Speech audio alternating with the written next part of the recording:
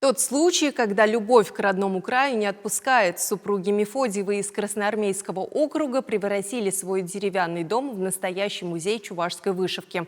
Рукотворные полотенца, думки, занавески – все покрыто национальными узорами. Более того, в семье восстановили технологию изготовления чувашских поясов. В доме энтузиастов побывала наша съемочная группа и выяснила, зачем им все это надо.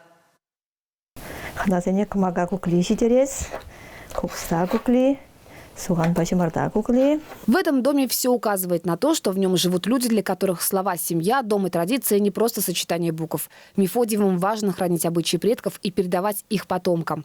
Светлана и Валерий Мефодиевы, инженеры с многолетним стажем, в газовой отрасли вдвоем трудились больше полувека, выйдя на заслуженный отдых, погрузились в творчество. Светлану Матвеевну настолько увлекла национальная вышивка, что за 20 лет чувашские три солнца, олицетворяющие богатство души, появились на окнах, стенах и диванных подушках. Чувашскую вышивку можно прочувствовать душой и сердцем. Здесь у меня 50 видов мелких узоров. Я их вышивала для того, чтобы передавать своим потомкам. Потому что вот такие узоры, которые вы здесь видите, сейчас практически мало вышиваются мастерами, потому что они очень кропотливые. Их вышивать много времени нужно. Если для продажи вышивать, это очень так получается, но для души.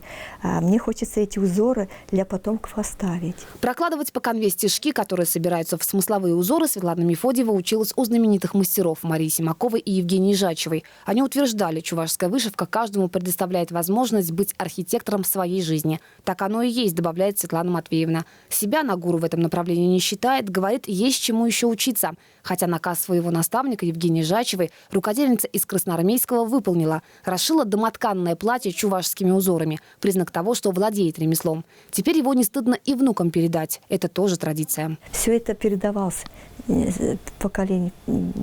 Связь не терялась. Поэтому семьи были дружные, в семьях жила любовь, и они крепкие были. Валерий Мефодиев тоже весь в творчестве. 2 года назад не на шутку увлекся ткачеством. С тех пор не отпускает. Всю зиму сидит у станка, который сам без каких-либо чертежей собрал. Соединив воедино 120 нитей разных цветов, получается вот такие пояса. Их в магазинах не купишь. Каждую нитку вдеваешь, вот это называется калево. Вот это ремезы, 2 ремезы, а вот это называется калево. И в середине у них отверстие. Вот каждую нитку вдеваешь в каждую калеву, получается 120 штук.